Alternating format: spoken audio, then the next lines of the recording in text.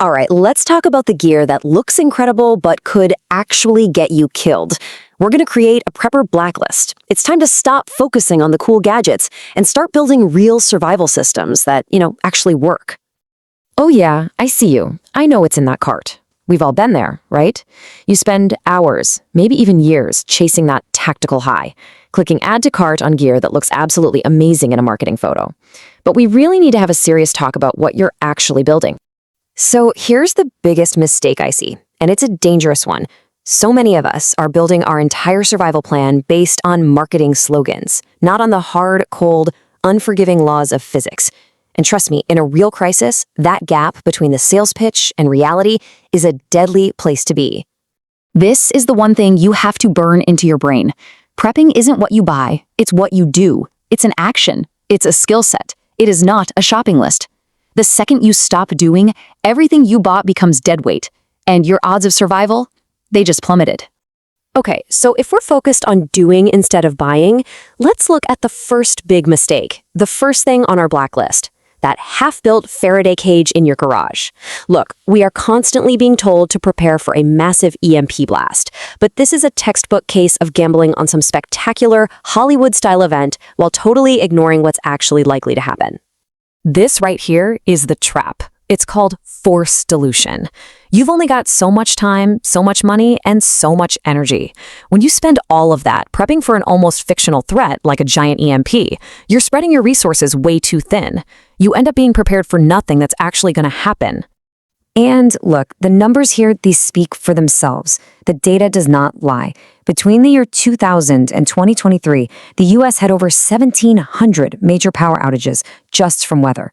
And the number of EMP attacks? Yeah, that would be zero. A big, fat zero. We're prepping for the wrong emergency, folks. Think of it like this. Poker is a game of skill, right? It's about probability and making calculated risks.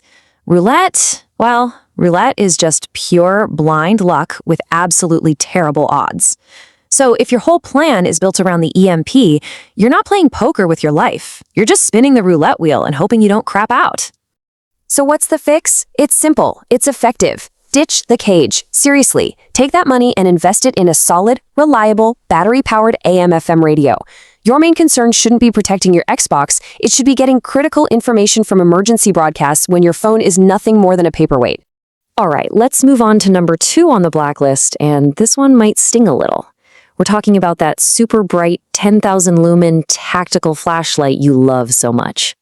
In a world without power, that powerful beam isn't a tool. It's a dinner bell, and it's calling everyone to your location. The marketing, it sells you on raw power, right? Blinding, tactical light. But the reality in a grid-down situation is that you are doing the exact opposite of what you should be. You're broadcasting your precise position, your direction of travel, and the fact that you have resources worth taking to anyone with eyes in a 1-mile radius. And you might be sitting there thinking, come on, how dangerous can a little flashlight really be? Well, the danger isn't just from being seen. The real danger is what it does to you. So here's a little bit of science for you. That massive blast of white light from your flashlight, it literally destroys the rhodopsin in your retinas. That's the protein that lets you see in the dark. And the result? You are functionally blind for the next 20 to 30 minutes.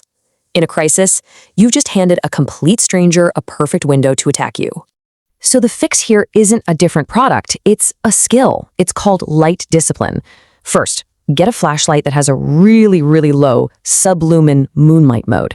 Second, use a red filter whenever you can to save your night vision. The goal is to see, not to be seen. You use light only when you absolutely have to. And now for our final, and maybe the most controversial item on the blacklist, the luxury survival bunker. It's the ultimate symbol of the lone wolf prepper. But all the data, all of history, tells us that isolation isn't a survival strategy. It's a trap. You've seen the brochures, right? A fortress of solitude with every creature comfort imaginable. The reality? It's a coffin, a very expensive one. You can't grow food without sunlight, and you can't rebuild anything without other people. Hiding behind a blast door is just a plan for dying alone, not for actually living through a crisis. This is one of the most consistent lessons from every single societal collapse in human history. Lone wolves do not make it. Period. Humans are social animals. Our entire evolutionary advantage is built on cooperation, dividing up the labor and building a community. The whole point is this: real, long-term survival isn't buried in a hole in the ground. It's found in networks of people who are actually functioning together. It's about building a community where different skills are shared and everyone benefits. So, here's the fix. Stop looking for a place to hide and start building your tribe. It's that simple. Get to know your neighbors.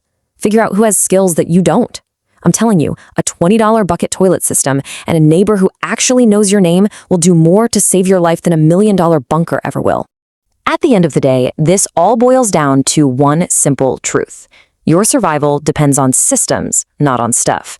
The laws of physics, they don't negotiate. The realities of logistics, they don't take bribes. You can't impress them with your cool-looking gear. You have to work with them. So here's your homework. I'm serious. Go to your gear shelf tonight.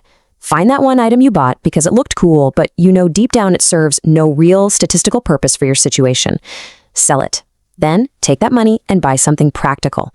A 90-day supply of your medications, or hey, even just a big box of soap. Soap is one of the greatest life-saving inventions in all of history.